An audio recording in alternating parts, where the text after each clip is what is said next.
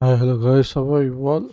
Important stage what our country is going through. ஏன்னா சாதாரண விஷயம் இல்லை. இந்தியா vs பாகிஸ்தான்ங்கிறது புதுசும் இல்லை, ரொம்ப வருஷமாக இருக்கிற ஒரு விஷயம் தான். To put it out very bluntly, as a human, I empathize, I sympathize, and I want to root for each and every human life, not just human or any form of life that's actually living on this face of the earth. So, in name of religion or in name of country or in name of caste, in name of language, if any one living being can harm other, there is no point of having such ideology or believing in such ideology or faith. அப்படின்னு நாங்கள் நம்புகிறோம். So that's why we don't even believe in the system of or in the faith of God, because all the atrocities that have happened in the name of God, if there is one all powerful being, if he saw what is being carried out in his name, he won't allow such cruel things to happen, right? So basically, there's just a belief system. Some people believe it to have faith, some people use that, exploit the system to for the business or for their own selfish goals. So இப்போ that basically that's it. இப்போ நம்மளோட country level கான்டெக்ட்ஸில் பார்க்கணுன்னா ஹிந்து முஸ்லீம்னு பயங்கரமான ஒரு ஒரு வெறுப்பு அரசியல் வந்து விதைச்சிட்டே இருக்காங்க, ஒரு வெறுப்பு அரசியல் பண்ணிக்கிட்டே இருக்காங்க. அதாவது புல்டோசர் அரசியல்னா பயங்கரமாக உத்தரப்பிரதேசில் பாராட்டுறதா, பயங்கரமாக கர்ஜிக்கிறதா நினச்சிக்கிட்டு இருந்தாங்க. அவங்களோட சேம் அயோத்தியா சீட்லேயே அங்கே ஜெயிக்கப்பட்டவர், ஒரு பிற்படுத்தப்பட்டவர், ஒரு தாழ்த்தப்பட்டவர். அதனால் இந்த ஹிந்து விசஸ் முஸ்லீம் அஜெண்டாவை வெற்றி பெற்றுட்டா நினச்சிட்டு இருக்க எல்லா கம்யூனலிசம் அண்ட் கம்யூனலிசம் பண்ணுற பொலிட்டீஷியன்ஸுக்கும் பார்ட்டிஸ்க்கும் it was a strong message. I think India has given a befitting ரிப்ளைன்னு தான் நான் நினைக்கிறேன். So coming back to what we are going to see tonight or today evening என்னென்னு பார்த்தீங்கன்னா, இந்த name of country, anything, language ஆகட்டும், வெறும் மதமாகட்டும், மொழியாகட்டும், இப்போ நாடு, இந்த மாதிரி பற்றுங்கிற பேரில் எது பண்ணாலும் ஒரு சின்ன லிமிட் தான். அதை தாண்டி போனால் அதுக்கு பேர் பற்று கிடையாது, வெறி. ஸோ நம்ம ஏப்ரல் 22 அன்னைக்கு நம்ம பஹல்காமில் நடந்தது.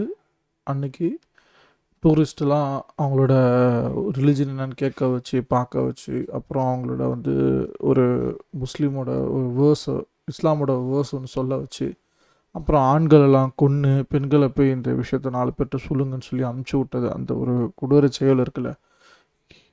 Any form of terrorism act to be condemned, அதில் எனக்கு எந்த மாற்று கருத்தும் இல்லை. I do condemn it. Such a heinous worst kind of human act human can do. அதில் எனக்கு எந்த மாற்று கருத்துமே இல்லை. அண்ட் அதை வச்சு the very reason why I was very hesitant so far, I don't want to, come in half-baked with a half-baked view or a half-baked knowledge. ஒரு tense கொஞ்சம் குறையட்டும், சும்மா எல்லோரும் பேசுனாங்கிறதுக்காக பேசாமல், கொஞ்சம் இருக்கிற ஹை ஹோப்ஸாக இருக்கிற ஹை எமோஷன்ஸாக கொஞ்சம் டோன் ஆகட்டும். we can dissect the problem, we can see what is the core issue அப்படின்னு சொல்லிட்டு அதுக்காக வெயிட் பண்ணிட்டு இருந்தேன். But and then thing got escalated. our Indian army has actually had struck down several places, around 9 places in Pakistan, occupied Kashmir, as well as Pakistan, in the Punjab province of Pakistan. So அது ஒரு மிகப்பெரிய new development.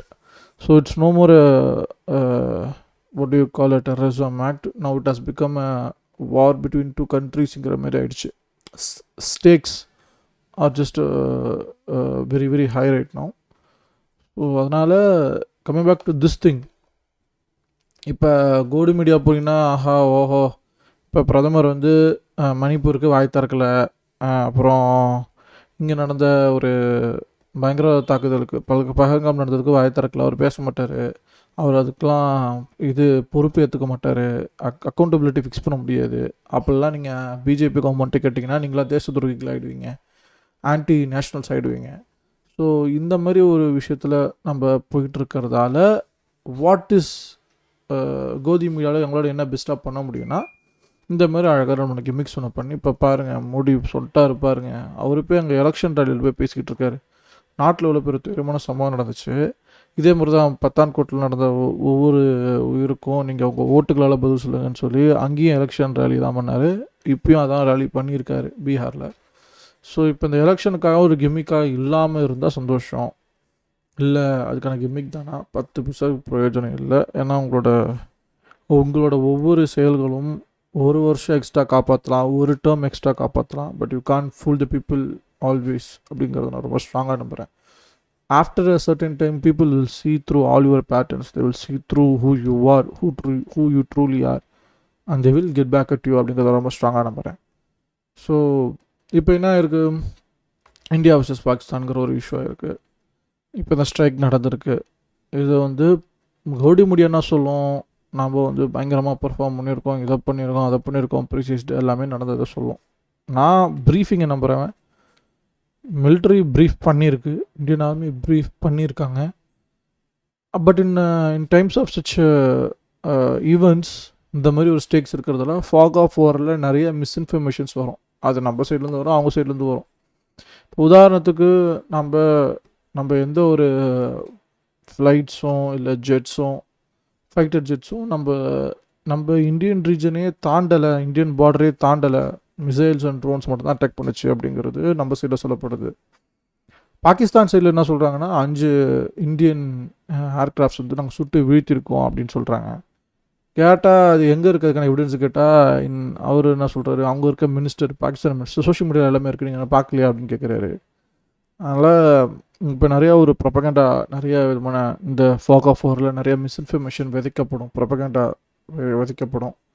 அதனால் நாம் பெஸ்ட்டாக என்ன பண்ணலாம் அப்படின்னா, ஒரு இன்டர்நேஷ்னல் கம்யூனிட்டி இந்த விஷயத்தை எப்படி வியூ பண்ணுது, what is international media and international community sees this issue. இப்போ உதாரணத்துக்கு சொல்லணும்னா இதோட கோர் இஷ்யூ என்னென்னா காஷ்மீர் தான். இந்தியா அண்ட் பாகிஸ்தான் பிரிகிறப்ப பார்ட்டிஷனே என்ன இருந்துச்சுன்னா based on religion.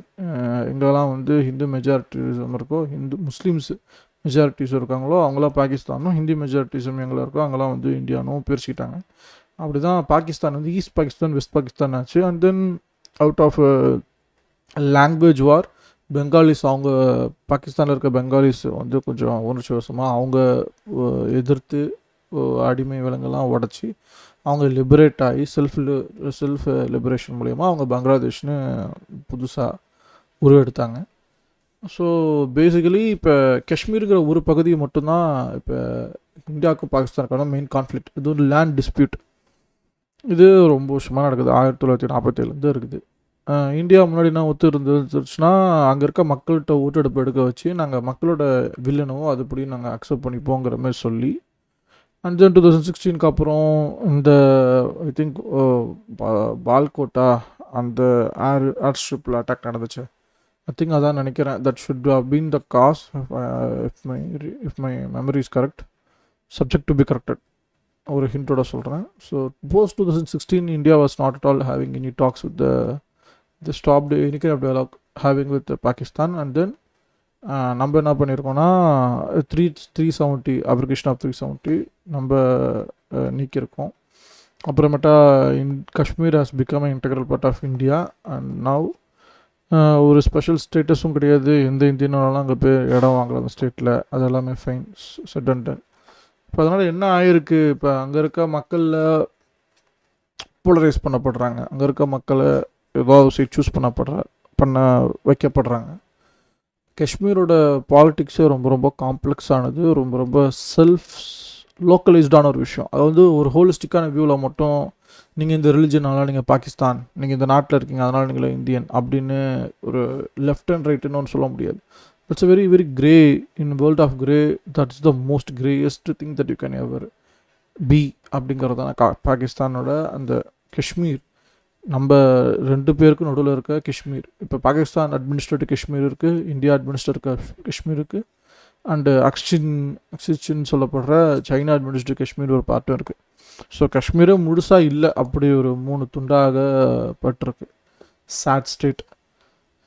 Coming back to the issue, core issue. இப்போ அந்த பாகிஸ்தான் ஆக்குபைடு காஷ்மீர் இருக்க கான்ஃப்ளிக்ட்டும் இந்தியன் அட்மினிஸ்ட்ரேட் காஷ்மீருக்கும் இருக்கிற பிரச்சனை தான் இந்த டெரரிஸ்ட் ஆர்கனைசேஷன்ஸும் இந்த டெரரிஸ்ட் அவுட்ஃபிட்ஸும். இவங்க சில பேர் லிபரேஷனுங்கிற பேரில் நாங்கள் வந்து இப்போ இது இண்டிபெண்ட் காஷ்மீர் வேணும், இல்லை காஷ்மீர் வந்து பாகிஸ்தானோட தான் இருக்கணுங்கிற மாதிரி சில மிலிட்டன்ஸ் அண்ட் எக்ஸ்ட்ரீமிஸ்ட் டெரரிஸ்ட் ஆர்கனைசேஷனாக அவுட்ஃபிட்டாக மாறி எக்ஸ்ட்ரீமிஸ்டாக மாறி பொதுமக்களையோ இல்லை இங்கே இருக்க ஆர்மி பீப்புளையோ அட்டாக் பண்ணுறது, வைலன்ஸை கையில் எடுக்கிறது, லாவை கையில் எடுத்துக்கிறது, இந்த மாதிரி இல்லீகல் அன்லாஃபுல் ஆக்டிவிட்டியில் எங்கேஜ் ஆகிறது தான் ப்ராப்ளமே. உங்களுக்கு ஒரு பிரச்சனை இருக்குது, உங்களுக்கு ஒரு கொள்கை இருக்குது, உங்களுக்கு ஒரு ஐடியாலஜி இருக்குன்னா through dialogue, through resilience, through protest you can achieve anything with the will of the people. ஆனால் இங்கே அதுதான் கோர் இஷ்யூவாக நான் பார்க்குறேன். ஒரு ஹோலிஸ்டிக்காக from down south, this is how view the overall issue. It's very wrong to say down south. அதுக்கே நிறைய பேர் கமெண்ட் செக்ஷனில் சொல்லியிருந்தாங்க நெவர் சே டவுன் சவுத்னு. So subject to be corrected, nothing பிற டெரிகேட்ரியாவோ அப்படிலாம் எதுவும் நீங்கள் இதை எடுத்துக்க வேணாம். Coming back to the issue, நேற்று நிறைய நியூஸ் பார்த்தேன். முக்கியமான ஒரு நியூஸ் வந்து ஸ்கை நியூஸில் பேசியிருந்தாங்க. பாகிஸ்தானோட ஐ திங்க் இன்ஃபர்மேஷன் மினிஸ்டர் நினைக்கிறேன். அதை ரியாக்ட் பண்ணணும்னு வெயிட் பண்ணிவிட்டு நான் உங்களோட ரியாக்ட் பண்ணணும்னு எடுத்து வச்சுருந்தேன். இப்போ போய் நான் பார்க்குறேன் தட் இஸ் நோ லாங்கர் அவைலபிள்னு வருது. I was very shocked actually. என்னங்க சொல்கிறீங்கிற மாதிரி ஆகிடுச்சு. அப்படியே நான் உங்களுக்கு ஸ்க்ரீன்ஷாட் பண்ணுறேன் பாருங்கள். What is the international community actually seeing this issue அப்படின்னு பார்த்தீங்கன்னா இதுதான். இது நான் உங்களுக்கு காட்டணும்னு நினச்சிட்டு இருந்தேன். India is the aggressor and we will response is Pakistan information minister. இப்போ நான் அதை ஓப்பன் பண்ணி உங்களுக்கு காட்டணும்னு ட்ரை பண்ணால் ஓட மாட்டேங்குது. ஏன் அப்படின்னு தெரியல. இதை பிளாக் பண்ணது ஏன் அப்படிங்கிறதும் தெரியல. அந்த சேனல் பிளாக் பண்ணியிருக்கா, நம்ம கவர்மெண்ட் பிளாக் பண்ணியிருக்காங்களா, என்ன கதை எது கதைன்னு எனக்கு தெரியல. Video is unavailable. This content is currently available in the country because of an order from the government related to national security or public order. For more details about government removal request please visit the Google transparent report. ஏன், எதுக்கு? இதுதான் என்னோட பேசிக்கான question. அது ஒரு நியூஸை கூட public டொமைனில் வச்சுருக்க இங்கே கிடையாதா, அலோடு இல்லையா அப்படிங்கிறது தான் முதல் கேள்வியாக தோணப்படுது.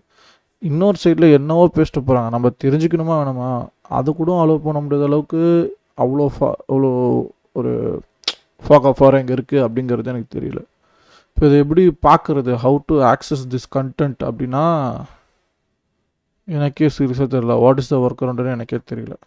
உங்களுக்கு இது பிடிச்சிருக்கும்னு நம்புகிறேன்.